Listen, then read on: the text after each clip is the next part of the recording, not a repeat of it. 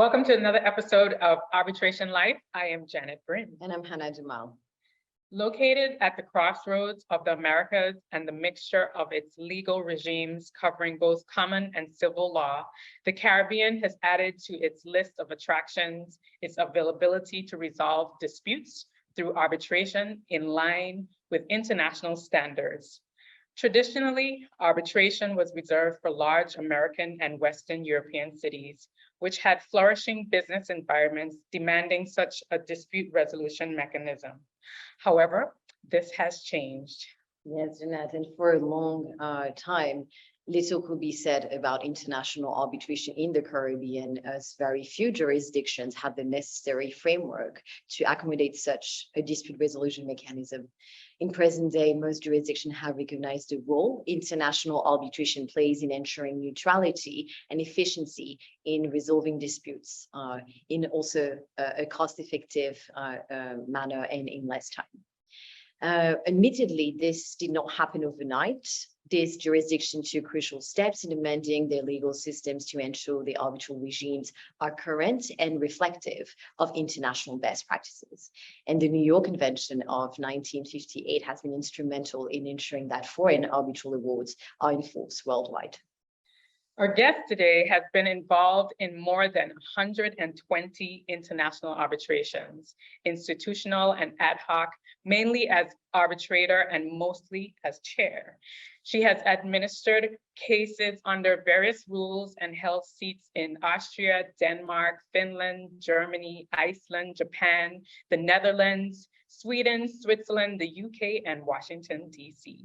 And during her 35 years as an attorney, she maintained a broad practice range. In addition to dispute resolution, she has extensive experience in corporate advisory, advising boards and senior management of major companies, also in transactions, where she advises the target company board or the bidder in public takeovers and acting as lead counsel in complex multi-jurisdictional transactions. She's also experienced in projects and delivery contracts, advising on major projects and those delivery contracts, and she is ranked as a leading individual in Chambers Europe and global, most in-demand arbitrators, and recognized by Who's Who Legal as one of the thought leaders in arbitration. Please welcome Carita Wallgren-Lindholm. Hi, Carita. Welcome to Arbitration Life. How are you? I am very well. Good morning, Hana, and good morning, Janette, and hello, BBI. Where are you, Carita? I'm on a neighboring island. I'm on Anguilla. Really nice. Yeah. Nice. So we share the same weather. We share the same weather. Yes. Yeah, great. I believe that's like a second home for you?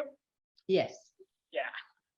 It's still, the jury's still out if it's first or second home, but it is one of the two.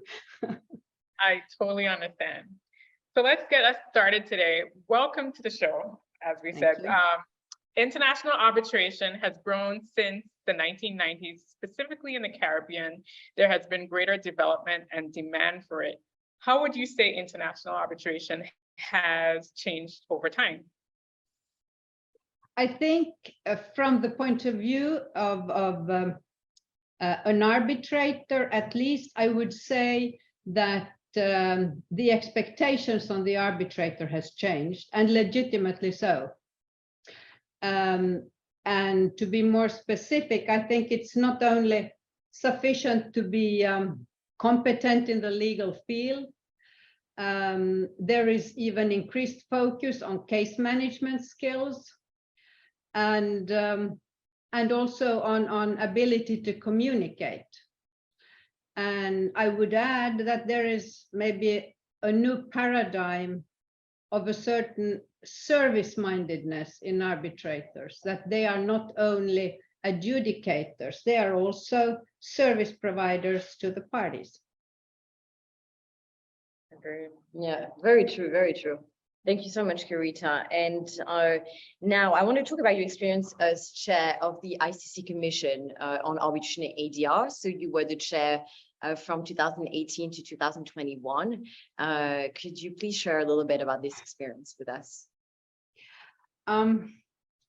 Yes, now I've had some time to kind of let it sink in after I resigned. I think that the experience probably is the same as in international arbitration in general. You are there not only to lead the kind of the think tank and the thought leadership, but also as part of it to bridge the cultural differences, the differences in legal culture, and the varied expectations and style of thought and communication.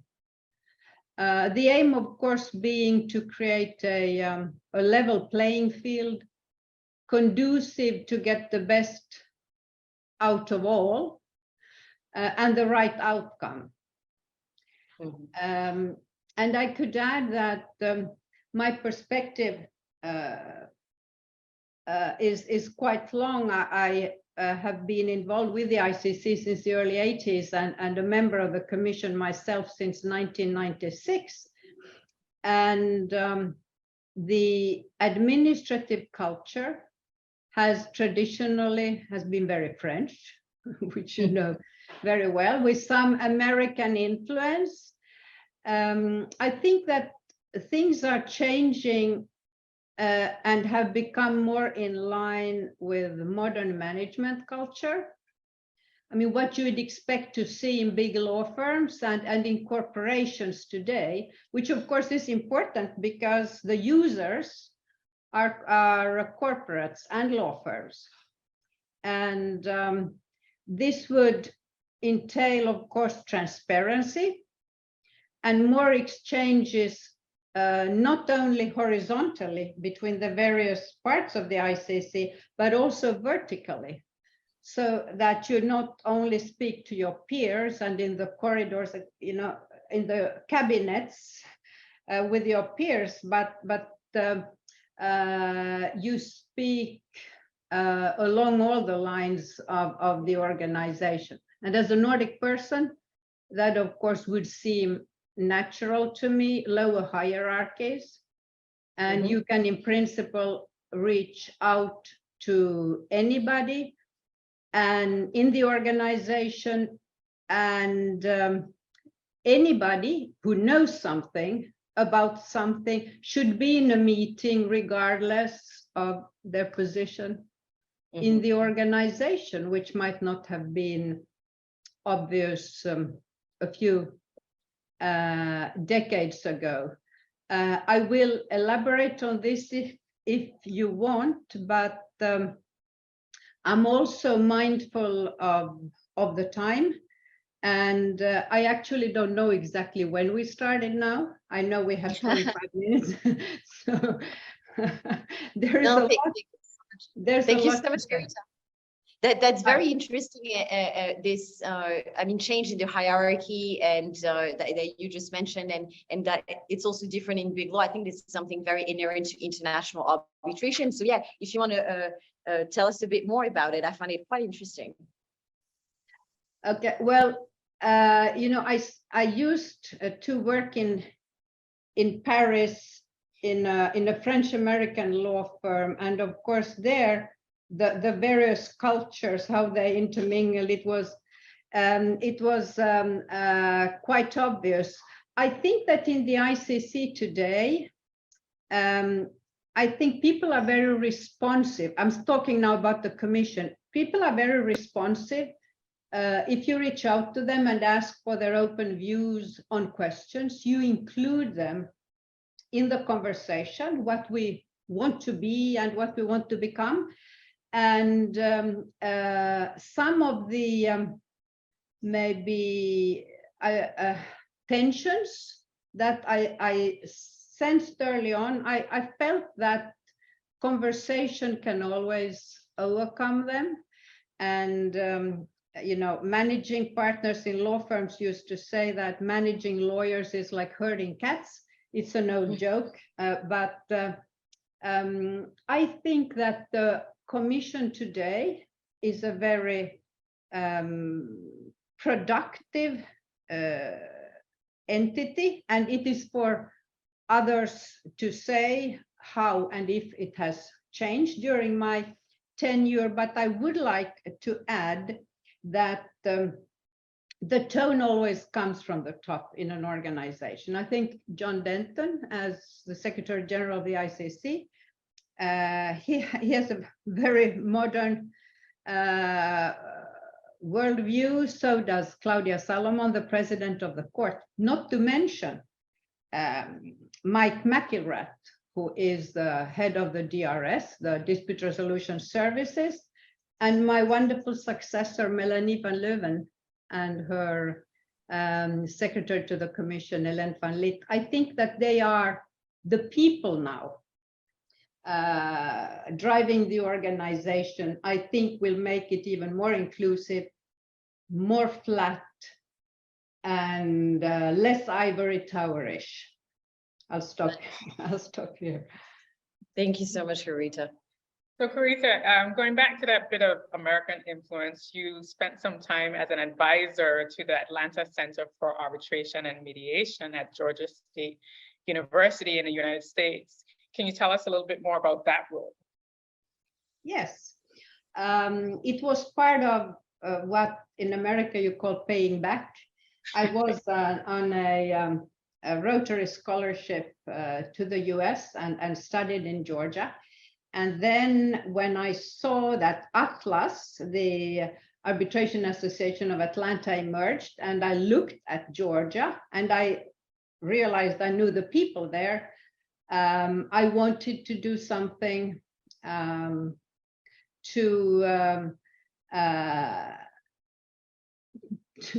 feel that I had done my share of what I got as a young student. It is interesting. I think I went to all the law schools in Georgia and spoke mainly about what it is to be international, what it is to be international for real, and not only international within a certain society, which are different things. And the students were wonderfully responsive. And then, as you might know, and this is where I have met your wonderful AG, Dawn Smith, who was often in these meetings, because you have an AG who is an arbitration practitioner. Yeah. I think that what we wanted to do with the state-of-the-art hearing center that is there to compete with Miami, we felt that Atlanta is a wonderful venue.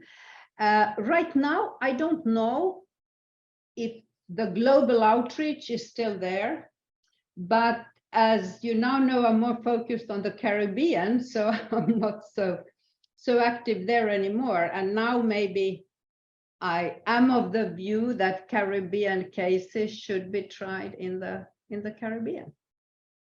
We certainly agree.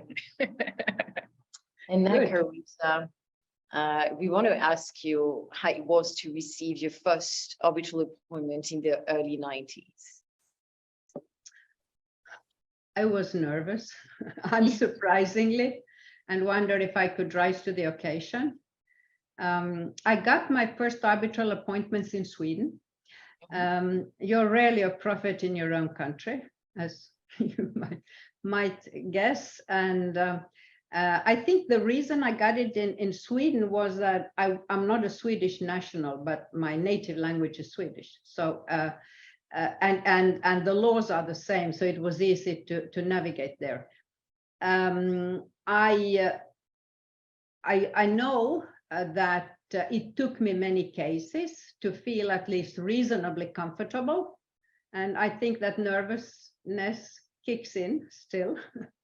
But I commend all the institutions, the SEC and the ICC, because they have led the affirmative action actually for appointing young female arbitrators. Okay, so it was an institution who appointed you for your first case. It was the SEC, yes. Wow. And it was the institutions. It took a while before parties started appointing females. And I know that anecdotally, at least, that view is shared by many of my colleagues. There was a certain nervousness that they were jumping into the unknown to get a female brain starting dissecting their cases. But that has changed, I think. Absolutely, it has. Yeah. So I'm glad you mentioned nervousness, because that's just being human. So which brings me to my next question. What makes an arbitrator a good one? I think that one who can listen and listen across borders. And I would say not only, state borders, but cultural borders across legal systems, and listen actively. One of my favorite topics is actually how difficult it seems to be to make sense of presentations that come from a different orbit than the one where you grew up. And as an example, I will just say that in my sphere, in my country, there is a suspicion of too much eloquence. Whereas obviously in a common law country, eloquence, arbitrators listen, or judges to eloquence. In my country, if you know your stuff, it's bang, bang, bang, and you don't need so much, oratoire and plaidoirie. You don't need that. If you have some documents and you just say, look at this, and you don't need to repeat it much. And I think that after many, many years, I think that arbitrators should manage themselves actively to listen as well to different legal cultures. And I think a good arbitrator is one who respects different ways of doing things and different ways of expressing things. Great advice. Yeah. Thank you, Carita. I'm assuming that they are good lawyers and know the law and all that, but that is that's a kind of baseline. Yeah. So Carita, you have contributed to numerous publications and lectured on various topics surrounding arbitration. And we want to ask you what advice you would give to individuals looking to start a career in international arbitration, as well as maybe another advice for the early years in the profession. Yes, I am quite opinionated on this one.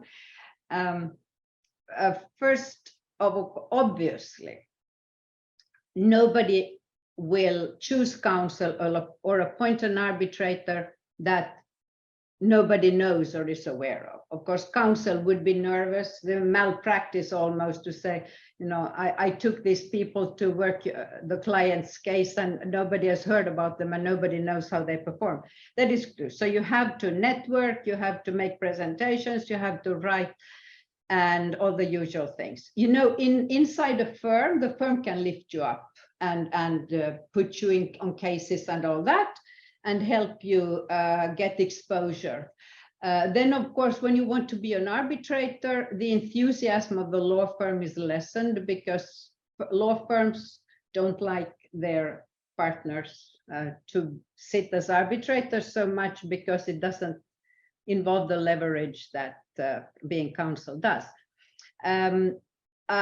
So I do think you obviously need to be ambitious. Please get exposure to other legal systems, do an LLM somewhere else and all this.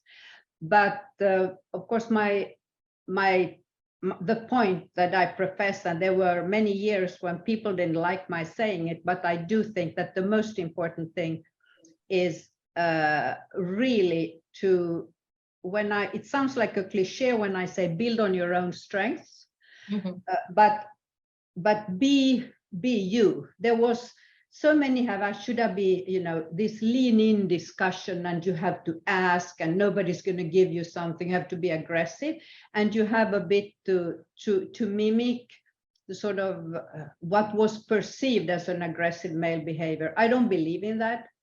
I believe that if you dare be true to your personality and to your gender, and I think there is a difference.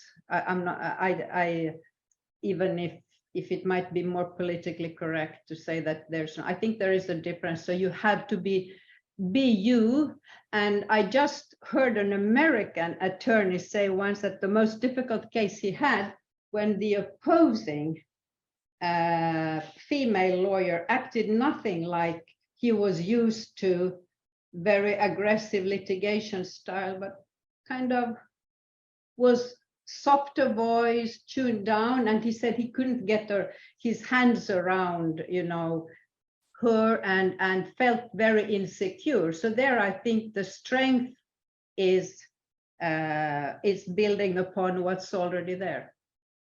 Okay. Be you, basically. Good advice. I mean, it sounds a bit like something you read in a magazine, but I really think that's No, it's right. Build on your strengths. Like it totally makes sense, because we would choose an arbitrator for the particular strengths because they are this particular person. So yeah, no, that totally makes sense. You don't want to be a B carbon copy of somebody else's conception of what a good counsel or arbitrator looks like. Very good. So Carita, although your practice mainly consists in arbitrator appointments, you also are a trained mediator, I should say. What is your favorite thing about mediation? Actually, what the training taught you. We lawyers have reflexes of offering solutions immediately. We have to know and have an answer. Listening, active listening. I have had to, struggle with that. I think there is another thing also. I think I don't practice mediation these days, but I think that the most important thing I learned in the training is being constructive, agreeing where you can, and how ridiculous you look with this, I will not budge from here. I think that you see people counsel when they are mediator trained, they choose their fights very carefully where it really matters, and they don't believe so much in this aggressive, playing for the galleries to please their client, to look tough and all this. I think that is what I have learned, and I think many others. I think actually I can see when somebody is mediator trained. Interesting. Thanks for that. And Carita, now the last question before our bonus question, actually.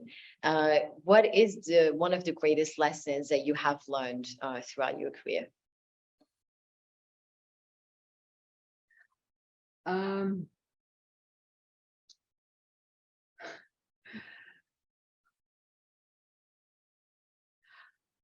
I think that you learn every day from the most unexpected sources. I think that is the biggest lesson. And today, I think I learn most from the younger generation.